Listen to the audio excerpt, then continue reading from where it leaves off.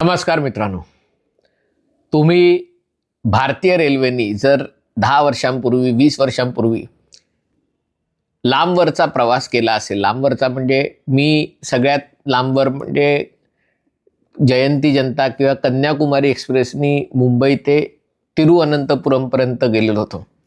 48 तासांचा प्रवास, 52 तास लागले होते.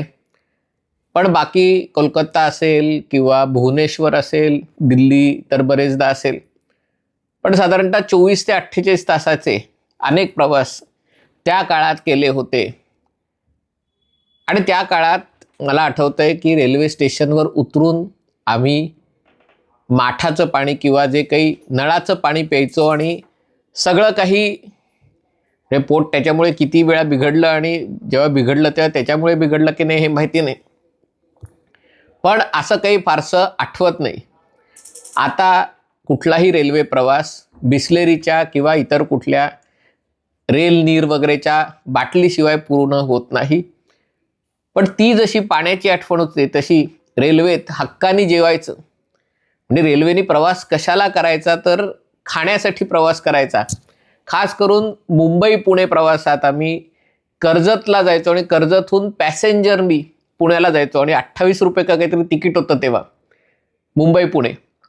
आणि त्या पॅसेंजरला कर्जत ते पुणे येणाऱ्या सगळ्या गोष्टी खायच्या. काकडी असेल, दही असेल किंवा भेळ असेल किंवा लस्सी असेल, कर्जत पुणे वडे ऑफकोर्स ते तर होतंच. पण या सगळ्याच्या पलीकडे जर काही खायची सवय असेल रेल्वेत तर ते रेल्वेतलं जेवण असेल. आणि 15 रुपये, 18 रुपये, 10 रुपये अशा किमतीला रेल्वेत तेव्हा जेवण मिळायचं. आता ही जेवणाची ऐतिहासिक सोय रेल्वेतली हळूहळू हद्दपार होते. भारतीय रेल्वे हळूहळू आपल्या डब्यांमधनं, जो पॅन्ट्री कार नावाचा एक डबा असायचा की ज्याच्यामध्ये खाद्यपदार्थ बनवले जायचे, तो डबा हळूहळू डिस्कार्ड करत आहे. अनेक गाड्यातनं हा डबा आता पूर्णपणे बाद करण्यात आलेला आहे.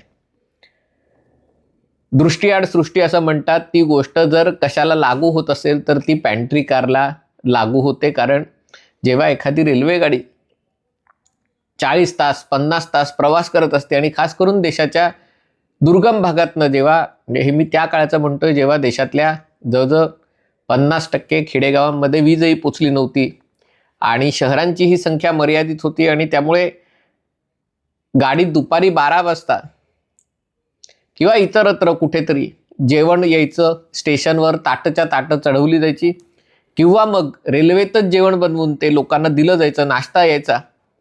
आणि तो कसा बनवलाय हे न बघता आपण सगळे तो खायचो. पण जे कोणी पॅन्ट्री कारमध्ये रेल्वेच्या गेले असतील त्यांना तिथे झुरळं, उंदीर, पाली, अनेक प्रकारचे जीवजंतू, अस्वच्छता, येणारी धूळ, हे थोडासा हा विषय आहे. पण पूर्वी जेव्हा आम्ही सेकंड स्लीपरनीच प्रवास करायचो तेव्हा अंगावर 2 दिवसाचा प्रवास, 1.5 दिवसाचा प्रवास झाल्यावर अंगाला एक वेगळाच वास यायचा. मला कळायचं नाही की हा नेमका कशाचा वास आहे. नंतर माझ्या हळूहळू लक्षात यायला लागलं जेव्हा रेल्वेतली शौचालय बायो शौचालय करण्यात आली तेव्हा लक्षात आलं की ही जी सगळं येतं ते रेल्वेच्या शेकडो किलोमीटरवर लोकांनी जे प्रसाधनगृह वापरून त्याच्यातनं धूळ उडते आणि ती धूळ अंगाला लागल्यामुळे कदाचित ती दुर्गंधी यायची. पण तो प्रवास तरीही लक्षात राहतो. आताचा प्रवास, आता सेकंड क्लासची जागा थर्ड एसीने, सेकंड एसीने घेतली आणि त्यामुळे त्यात लोक चढले की वेळ काळ न बघता झोपून जातात, दिवसभर झोपलेलेच असतात. पण तरी देखील पॅन्ट्रीच्या डब्याबद्दल बोलणं आवश्यक आहे. कारण हा पॅन्ट्रीचा डबा हद्दपार झाला तर काय होणार याची अनेकांच्या मनात उत्सुकता असेल. तर त्याच्या बाबतीत असं सांगता येईल की तंत्रज्ञान बदललेलं आहे, काळ बदललेला आहे, देशातली शहरं बदललेली आहेत. आता दर अर्ध्या तासाच्या अंतरावर एखादं शहर देशात 1,00,000-1.5 लाख लोकसंख्येचं शहर उपलब्ध झालेलं आहे. आणि त्यामुळे मग गाडीतल्या गाडीत जेवण बनवण्याची सोय आता रेल्वेला सोयच्या ऐवजी डोकेदुखी वाटायला लागलेली. पूर्वी कोणी रेल्वेत दिलेली ब्लँकेट आणि चादरी किती वेळा धुतलेत का नाही असे प्रश्न विचारायचे नाहीत.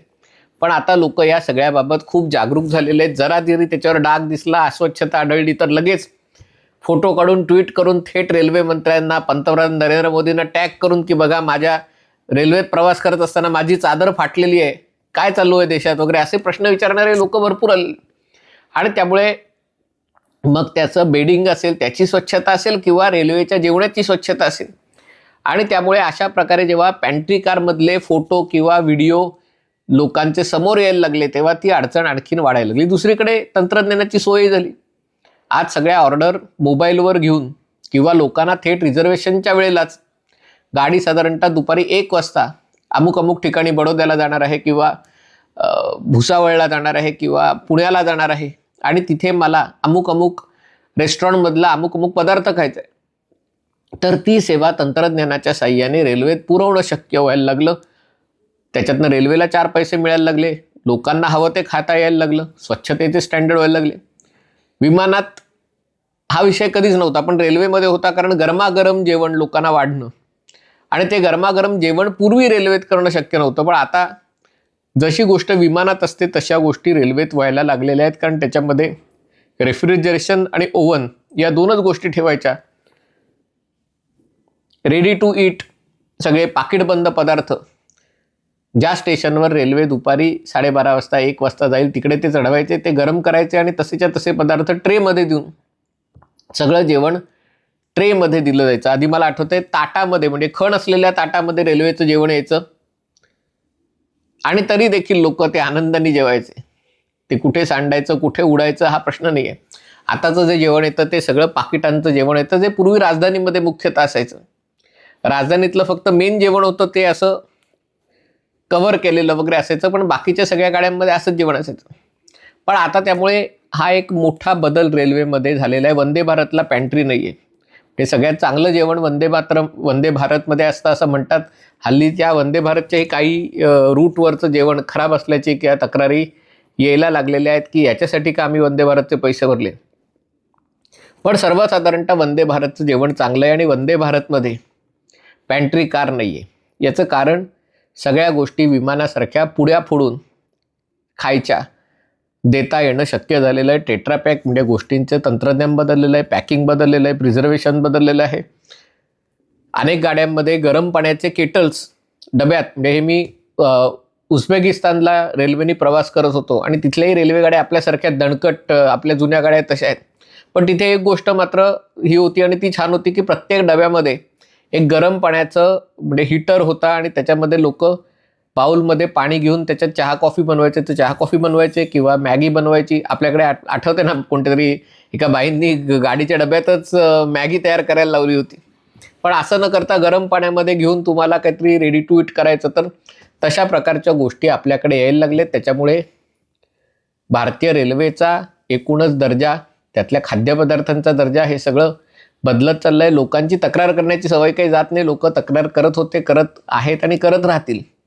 पण त्याच्यातनं ही जी पॅन्ट्री कार नावाची जी एक आठवण होती, ती अनेकांसाठी रेल्वेत जेवणं हा एक अनुभव असायचा. लहानपणी आम्ही तर खाण्यासाठी रेल्वेने जायचो, कारण येणाऱ्या प्रत्येक पदार्थाची चव, कारण तेव्हाच बाहेरचं खाण्याची मुख्यतः संधी मिळायची. एरवी मुख्यतः घरातलंच, म्हणजे घरातही सगळं बनवलं जायचं आणि सगळं खाल्लंही जायचं. आता घरात बनतही नाही बऱ्याच गोष्टी आणि तिथेही विकत आणून खाल्ल्या जातात. पण बाहेरच्या गोष्टी खाण्याचं अप्रूप आता काही आता तेवढं उरलेलं नाही, जे पूर्वी रेल्वेच्या प्रवासात सोय होती.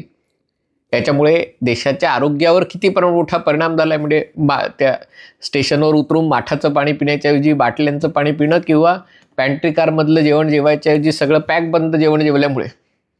पण त्याच्यामुळे भारतीय रेल्वेच्या इतिहासातली एक महत्त्वाची गोष्ट ती हळूहळू नामशेष होण्याच्या मार्गावर आहे. परदेशामध्ये ज्या पॅन्ट्री कार असतात त्या आपल्यापेक्षा वेगळ्या असतात. म्हणजे तिथे तर प्रॉपर रेस्टॉरंट असल्यासारखं एक रेस्टॉरंट असतं, तिथे जाऊन तुम्ही टेबलवर बसू शकता, ऑर्डर करू शकता आणि त्यामुळे त्या गाड्यांची जी तिकीटं असतात ती विमानाच्या प्रवासा इतकी महाग असतात आणि त्यामुळे त्या गाडीत तुम्ही इकडनं तिकडे फिरू शकता, कारण प्रवाशांची संख्याही मर्यादित असते. तर डेन्मार्कमध्ये तर 2 डब्यांच्या गाड्या होत्या, 2 म्हणजे तिथल्या रेल्वे गाड्यांना 2 डबे, कारण देशाचीच लोकसंख्या 50 लाख, तर किती लोक रेल्वेने प्रवास करणार.